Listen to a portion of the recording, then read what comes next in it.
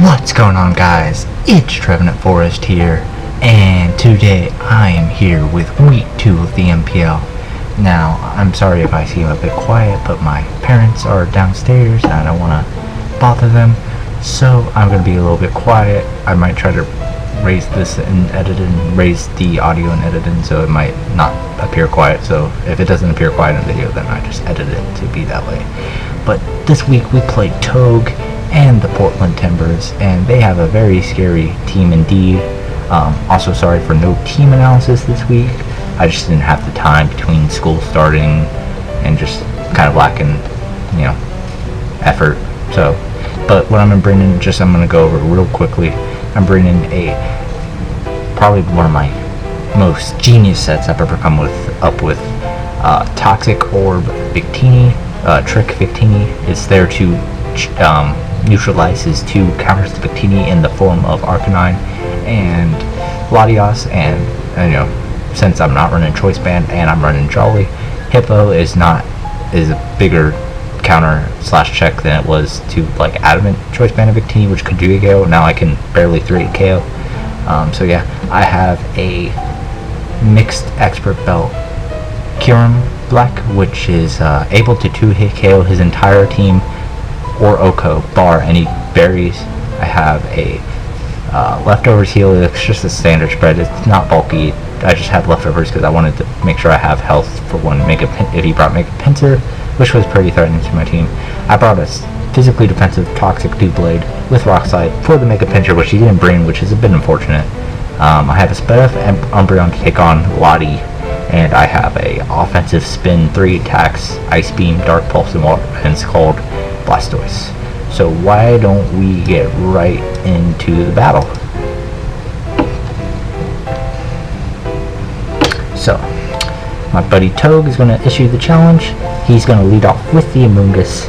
I'm going to go with my Victini. I almost thought about going for V-Crate here, but I was pretty sure he was going to switch into one of his walls, so I went for the trick right away. It wouldn't have been the worst deal in the world because he would have put me to sleep, but at least I wouldn't have been toxic. And I did have Heal Bell and Umbreon, but it would have forced me to go for Heal Bell, which would have lost me a lot of momentum and my Victini being awake until I Heal Belled it. So I'm going to go into my Umbreon predicting a Draco or a Psychic move of some sort, and he does go for Draco. And this damage he does to me makes me think that he's not offensive at all. Not Life Orb, which you don't see Life Orb recoil, so obviously not Life Orb, but literally 0 investment. He just has Draco to do damage to Victini. That's why he has Draco over Dragon Pulse. So he's gonna go into his Sylveon as I make a switch into my Umbreon, predicting him not to stay in, make a switch out of my Umbreon into my Blastoise, predicting him to switch into some sort of thing besides staying in with Lottie, maybe go into Hippo or something, but he goes into this. I go for a Scald after I Mega Ball, get a crit, which, while it did hurt, it's not even able to 2-hit KO even if I got another crit, which, surprise surprise, I do get another crit, and I get the burn. Now, I'm actually going to pause it right here because I want to explain something. You might think that Hacks really hurts a lot, but I'm going to argue that the second crit really didn't matter as much as the first crit. He is a Calm Mind Sylveon because he revealed that to me post-game. But because I got the burn, which I don't really call hacks, especially since it was on the second one and not the first one, the second crit didn't matter as much because I still got him in low range for Helios to kill. I do understand that the first crit mattered more because I didn't get the burn, but it still did almost half. But I still don't think the second crit mattered as much. It still mattered, but I think the first crit was really detrimental. So he went for the Wish on the first crit, and he went for Hyper Voice on the second. So he actually, I think, will not die to a Scald plus burn combo on the second and third crit. As you see here, he goes for another Wish, expecting to live the Scald plus burn combo, which he barely does at 2% which is a bit unfortunate, but I guess it's payback for getting 2 crits in a row and a burn. So he definitely doesn't want to stay in here because he can't take another Skull plus burn damage and wish it back up. So he's going to go into his Amoonguss, and I go for the Skull right here, and I do get another crit. Now again, I don't think this crit mattered too terribly much. I mean, it did allow me to if he didn't have the Yachi Berry, it would have mattered. But he has the Yachi Berry, so he's able to spore me and put my Blastoise to sleep, which is fine because Blastoise has already done a massive chunk to his team, nearly knocking out the Sylveon, leaving the Amoonguss weakened. I guess the reason the Skull crit on the Amoonguss kind of mattered is because he had to go for Synthesis to even get close to full HP, but like the crit, Skull wouldn't have done that much less without the crit, so he still probably would have had to get the Synthesis. Go for Synthesis. Ugh, I hate saying that word. So I'm going to go for Ice Beam, predicting him to stay in with the Amoonguss, predicting me to overpredict. However, he goes in Arcanine. I get another crit. Now this one didn't really matter that much. I mean, he says it changed the way he played, but like Earth Power still to it KOs. And he goes for a Willow here to cripple my physical attack, which is unfortunate, but nothing I can't deal with. So he's going to get Leftovers Recovery. Now here I overpredict, and this is going to cost me a lot of health on my Kyurem Black. As you see, I go for the Ice Beam and predicting maybe Amoonguss to come out or Lottie. Unfortunately, that's not the case. So I should just Earth Powered, because if he Morning Sun, that could have been a real problem for Victini later on in the game. But luckily, he makes a misplay and doesn't go for the Morning Sun. So I just go for another Ice Beam. Perhaps I should have gone for Earth Power there, because there was no way I wasn't going for Ice Beam. Also, funny enough, I get a crit, which obviously didn't matter, because you saw the previous Ice Beam damage. It did about 15%. It was at like 8% at most. He goes Infernape here. I could possibly go into my Doublade, but I don't know what this thing is packing. He could have easily gone for a Flare Blitz or a Flamethrower. If he went for a Flare Blitz, I could have maybe taken 2, but Flamethrower I almost died to. So here I'm kind of hoping he doesn't have the Earthquake, because I looked at his team and it looked like to me he just threw on 3 Victini counters and kind of left it at that, which you'll see later is kind of the case. As I go for the U-turn, predicting him to not stay in, because I'm at this point I'm expecting Sash Ape, because that's what would do good against my team. As I U-turn out into my Heliolisk, and here I am free just to go for the Hyper Voice, and while Hyper Voice will not kill this Sylveon, the combination of Hyper Voice and the burn will kill it. So Mega Blastoise racks up a kill even when it's asleep. So that's pretty nice. So next he's going to go into Amoonguss. I just kind of scout for damage with the Hyper Voice. I know he can't touch me too badly, and he actually overpredicts and goes for the foul play, predicting my 15, which I made an overprediction with his Arcanine with my Kyurem, and he made an overprediction with my Heliolisk with his Amoonguss, so kind of even on that regard. So I will switch out here, predicting him to go for the Synthesis. Oh my god.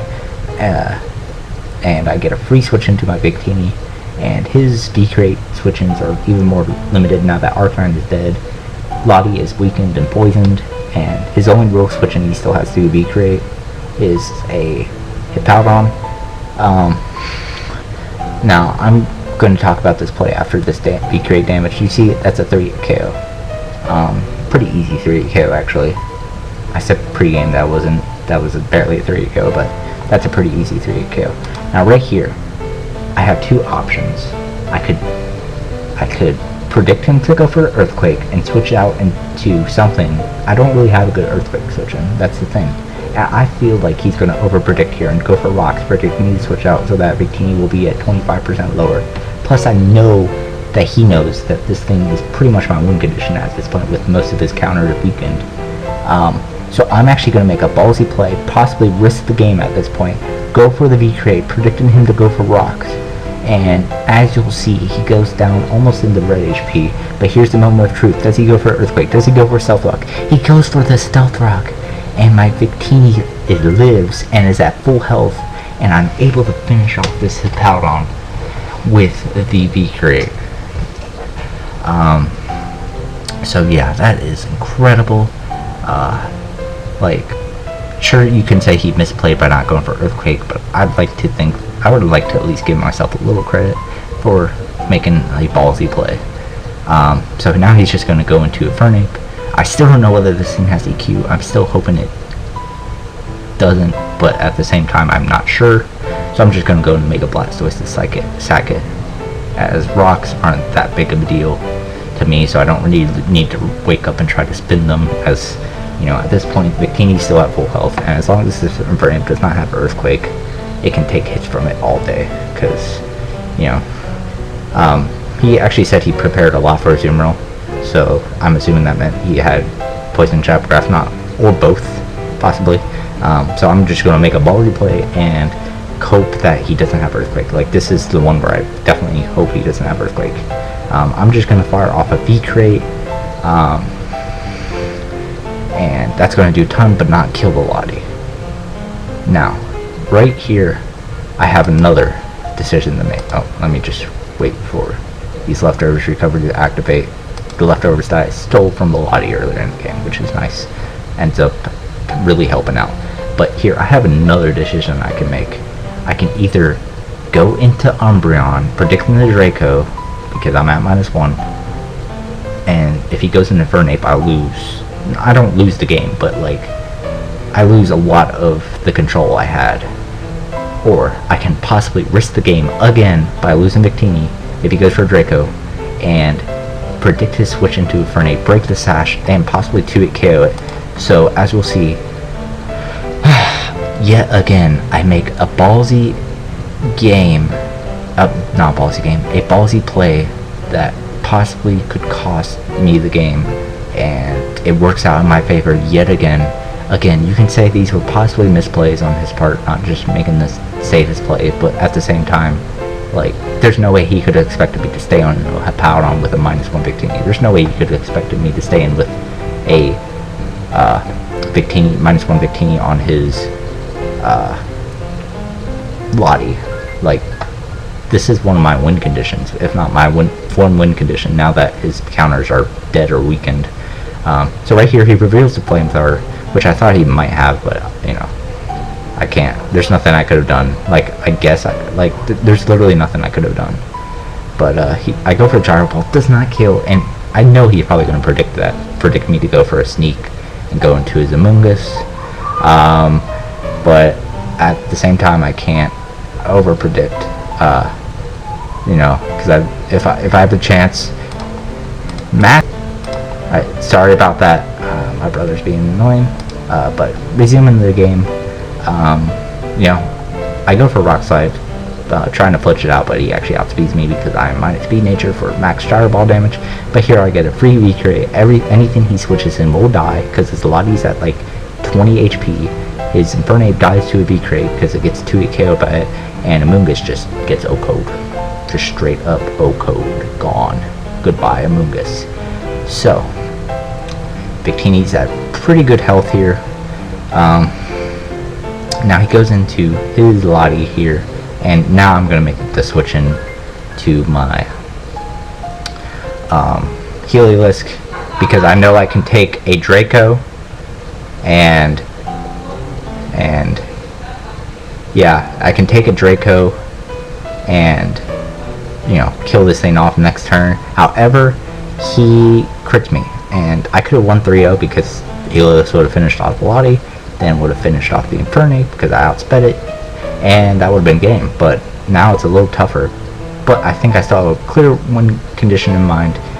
As long as his Infernape is not max attack, as long as his Infernape is not Expert Belt, as long as his Infernape is not Earthquake, I win this game. I have a clear plan in motion. So I can go for the Wish here, get up my HP, because he's gonna die this turn. He's gonna die this turn to Toxic, which that's Victini's third kill of the game. It killed 2 of its supposed counters, so I'm pretty happy with that. And then it killed the Mungus. So I'm going to go for the Wish, predicting him to die to the Toxic, which he does. Then I'm going to go for the Protect and get up to a nice amount of HP. He's going to go for a close combat, and I'm going to live. And that's the game, because I just kill him with a foul play. So yeah, that will be game. So it was a really good game, Togue. I am sorry about the hacks. I don't think every hack's mattered. I honestly still think only the first crit on the Sylveon mattered that much. The second crit I got a burn anyway, which like neutralized the crit, honestly. Like, it didn't make it as bad. And yeah, but that was week 2. Thank you guys for watching.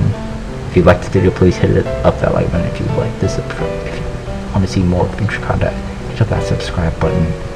And I will see you guys next week for week 3 against Stab X4 and the Chicago Sacred Fire. Peace.